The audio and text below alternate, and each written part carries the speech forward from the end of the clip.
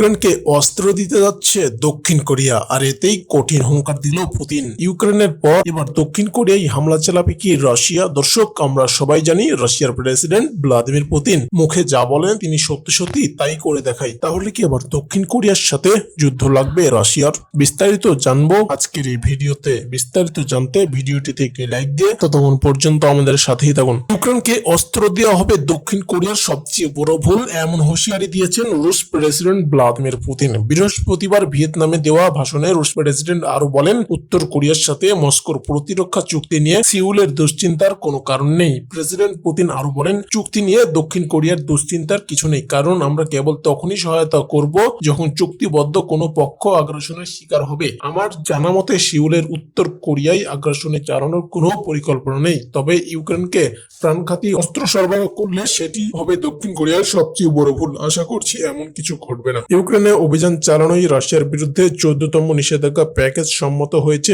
ইউরোপীয় ইউনিয়নের দেশ ইইউ। বৃহস্পতিবার কূটনৈতিকরা বলছেন এর মধ্যে ইইউ জলসীমায় রুশ তরলীকৃত প্রাকৃতিক গ্যাস আবার রপ্তানির ওপর নিষেধাজ্ঞাও অন্তর্ভুক্ত করেছে। এদিকে রাশিয়ার দুটি জ্বালানি ডিপোতে ড্রোন হামলা চালিয়েছে ইউক্রেন। এই ড্রোন হামলার পর তেলের ডিপোতে আগুন জ্বলতে দেখা যায়। তো দর্শক, আজকের ভিডিওটি এ পর্যন্তই। আজকের এই ভিডিও সম্পর্কে আপনাদের মূল্যবান মতামত অবশ্যই আমাদেরকে কমেন্ট বক্সে জানাতে পারেন। আর আপনি যদি দেশ বিদেশের এমনই সব খবর সবার আগে আপডেট পেতে চান তাহলে এখনই আমাদের ইউটিউব চ্যানেলটিকে সাবস্ক্রাইব করে দিন। ধন্যবাদ। আসসালামু আলাইকুম।